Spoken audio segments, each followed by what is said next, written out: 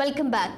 సికింద్రాబాద్ 150వ డివిజన్ పరిధిలోని శివాజీనగర్లో గల శ్రీ సుదర్శన భువరాహస్వామి దేవాలయం మరియు శ్రీ వెంకటేశ్వర పెరుమాళ్ దేవాలయంలో పూజా కార్యక్రమంలో కంటోన్మెంట్ ఎమ్మెల్యే గణేష్ పాల్గొన్నారు. ఆలయంలో వేద పండితుల ఆశీర్వాదం తీసుకున్నారు.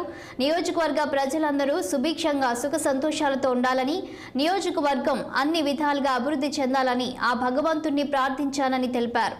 అనంతరం శ్రీ వెంకటేశ్వర పెరుమాళ్ దేవస్థానం శివాజీనగర్ బస్తీకి వెళ్లి వారి సమస్యలు తెలుసుకున్నారు. గత కొన్ని సంవత్సరాల నుండి దేవాదాయకి సంబంధించిన స్థలాలలో నివాసం ఉంటున్నారని, ప్రభుత్వంతో మాట్లాడి ఇంటి యాజమాన్య హక్కు కల్పించాలని స్థానిక వాసులు కోరగా వెంటనే ఎండోమెంట్ అధికారితో ఫోన్లో మాట్లాడి అద్దె విషయంలో ఎలాంటి ఇబ్బందులకు గురి చేయొద్దని కోరారు.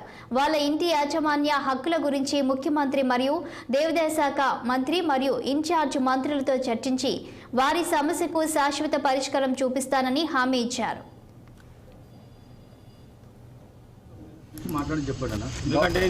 పర్మనెంట్ సొల్యూషన్ కూడా అవసరం కదా. చెప్పండి, నా ప్రపోజల్ పెట్టండి. మరి ఈ రెంట్లు కట్టుకోవాలి, అది మీరు ఓన్ అయిపోతే మంచిది కదా. సంవత్సరం నుంచి లెటర్ నాకు రాయండి ఎమ్మెల్యే గారికి. మీరు మొత్తం అడ్రస్ చేసి ముఖ్యమంత్రి గారితో మాట్లాడి, మన సంబంధిత మంత్రి గారితో మాట్లాడి వాట్ బెస్ట్ నేను చేయగలుగుతాను అది చేస్తాను. మీ అందరూ తోటి మాట్లాడి మనం నిర్ణయం తీసుకుంటాడు చూద్దాం. ఇది ప్రజాపాలన. ఇది మాకైతే కటకండి. నేను మాట్లాడతాను. ఒకసారి మీరు ఈవో గారికి చెప్తే దానికోసం రేవంత్ అన్న ఇస్తుండు, ఒక 10 రోజులు ఆగండి అని చేస్తాను.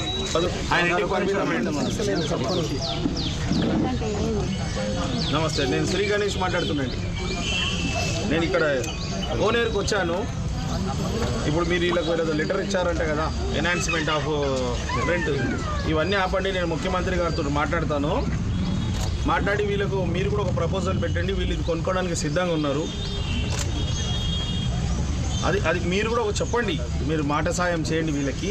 ఇది మాటికి వీళ్ళు ఎన్ని సంవత్సరాల నుంచి ఉన్నారు, వీళ్ళు కట్టుకోవడం కాదు పాపం. వీళ్ళు రెంట్ కట్టుకోవడం ఇబ్బంది అవుతుంది. ఆ రెంట్ బదులు ఏదైనా ఎక్కడి నుంచో లోన్లు అన్న తెచ్చుకొని, హౌసింగ్ లోన్ ఏదో లోన్ తెచ్చుకొని వీళ్ళు ఓన్ హౌస్ అనేది అయిపోతుంది. మీరు దాని గురించి మీరు ఒక లెటర్ పెట్టండి. మీరు నాకు లెటర్ ఇస్తుంటూ, లెటర్ ఇచ్చినాక మాట్లాడతా. మీరు ఏమి వీళ్ళకి ఇబ్బంది పెట్టకండి. నేను చెప్పేవారికి నేను మినిస్టర్ గారితో మాట్లాడతాను. అరే వీళ్ళందరూ పేదలండి, మస్తు పనులు ఇంకా చేయాల్సినవి చేసాము. ఈ పేదల మీద ఇబ్బంది కాకుండా చూడండి దయచేసి.